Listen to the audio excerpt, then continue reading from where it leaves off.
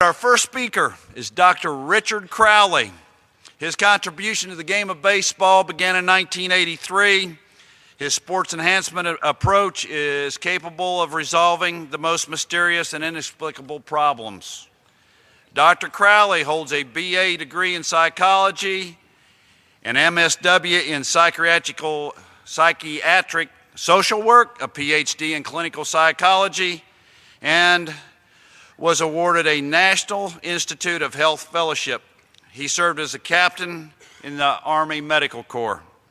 His professional training includes an internship and a fellowship at Harvard University's primary medical and psychiatric institutions. He has lectured abroad, appeared on countless radio and television shows, including The Charlie Rose Show, The Merv Griffin Show, and ESPN's Outside the Lines.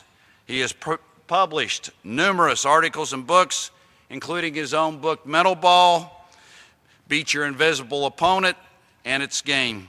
Mental Ball shows how he is able to identify and quickly solve player struggles. Dr. Richard Crowley. Okay, thank you, Joe. Okay. Good morning, and I want to thank ABCA for inviting me, and in particular, Joe Roberts. The work that man has put into this is incredible, especially when his computer crashed. And a special thanks to Juan Clark of ABCA, who connected me to Bob Bennett when I told him I was working on a baseball book. Chapter 2.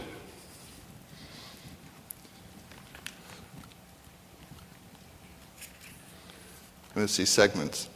To tell you that I highly endorse Dr. Crowley. I first met him with a phone call, and he had asked me to review his book called Mental Ball. And he said, "You're looking for an answer to the yips, aren't you?" And I said, "Yes, I've been searching for that answer for over 50 years as a coach and haven't found it yet." He said, "Well, you won't find it." And I said, "Why?" And he said, "Because you're using the wrong side of your brain." As soon as he said that, I said, "This guy has the answer to it." And as I talked to him a little bit longer, I realized he does have the answer to it. If you have a problem with throwing, Dr. Crowley has the answer. We've all been told since I was a kid that we only use 10% of our brain. No one did statistics on that. We grew up with it. No one talked about the 90% we're not using. Most people believed you had to prop up the 10%, that left analytical brain, to make it bigger. The piece is in the imagination, which is the right brain. All the work I do with athletes is only in their imagination. I give no one any advice. I have no advice to give to ultimate fighters, archers, basketball players. I know nothing about their game, the mechanics. But the answer is in everyone's imagination. My belief is when God left us on the planet, he did give us a blueprint. And the blueprint is contained in the imagination. It's worldwide. Imagination's been there before word first existed. It's in everyone's culture. If you're rich or poor, third world country, have a PhD or a third grade education, everyone's imagination works. Most people think, I don't have an imagination, I can't imagine anything. So I'll give you a short example of what I mean by the imagination. Although all day long when you're spaced out, daydreaming on the elevator, where do you think you are? You're in some altered state. So this is how we play with the imagination, and it's different than visualization, totally different than the visualization process baseball uses. Imagination, if you will, I'll do something with you, do it in loud so you don't disturb your neighbor. If you practice it now, you'll have it to bring home to a player. I'm going to ask you to come up with the answer in your mind. 1 + 1 is? 2 + 2 is? 4 + 4 is?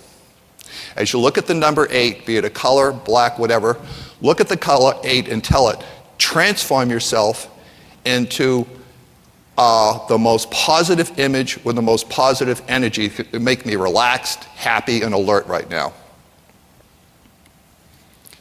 So some people may have done it and had a shift with the number. So we'll do it again so you can do it with your players. 1 + 1 is? 2 + 2 is? 4 + 4 is 8. Pretend that 8 could be a color now. So when you pretend and make believe, there's no answer. First color that comes in your mind comes from the right brain. You don't think of it because it's not a thinking question. 2, 4, and 8 are logical left brain questions. When you're working with players who are having problems struggling throwing, to go back to their left brain and give them information, they're overloaded. They cannot process it. The place to go is to go over and tap into their right brain that has the solution to anything. I'll show you how to do it. Well, I can't show you how to do it exactly, but I'll give you some pieces. Let's begin with, I work with a disconnect. All players that disconnected, baseball calls it mental. I call it a disconnect. Mental, I see, is the word we all use, but when I grew up in the neighborhood in Boston and you called a kid mental, you'd be in a fight. It's a very funny word. It almost has a kind of a put down to it. You know, it's mental, you're mental, and it's like kind of talking down to a player rather than got you disconnected. We all get disconnected from thinking of a name we've known our whole life, and you have a mental lapse for a second. You get disconnected. It happens all day long.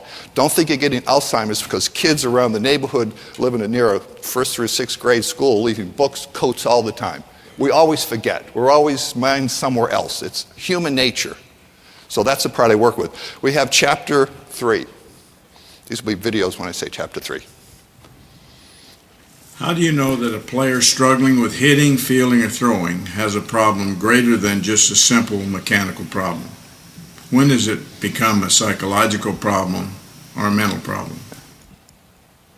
Baseball, mechanics in baseball, you can't separate them.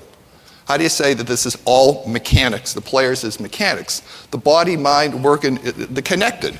And people want to separate them, that it's only mechanics, and the mind is over here, and a lot of baseball coaches and baseball itself don't know what to do with that aspect. They're uncomfortable with it because they've never been taught. They've never taken a class in it. No one's sat down and explained, here are some simple ways how to look at your ball players.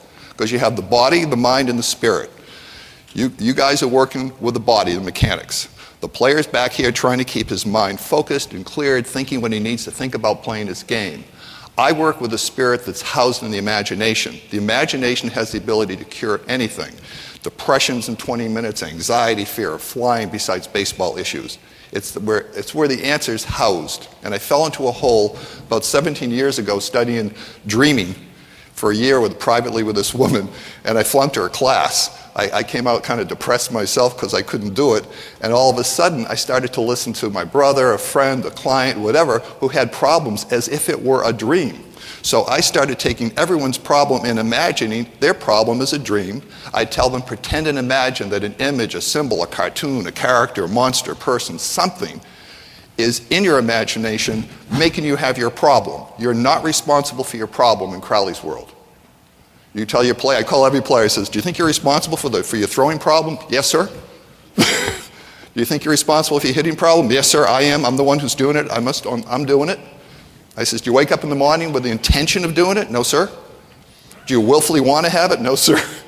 Is this what you really want to have in your life? No, sir, I don't want to have it. Then how the heck can you be responsible for something you do not intend? You have to intend the problem, situation in your life. And I've never met a ball player who intends to have a problem. So that takes them out of the realm of responsibility. Who's responsible? You go to the imagination and you find some character in the imagination over here who's running the show. And they pretend some symbolic character, pretend monster, cartoon. Mighty Mouse comes in, claws come in, trees come in, all sorts of bizarre things. Lions come in, coaches come in, fathers come in. A lot of people show up. But when they're in their imagination, the imagination is the same venue as the dream world. When we dream at nighttime, all those kind of crazy dreams being chased and stuff, if you could go in and meet with the characters chasing you, which is our fear, and deal with them, you'll find out there's something else going on that you can use.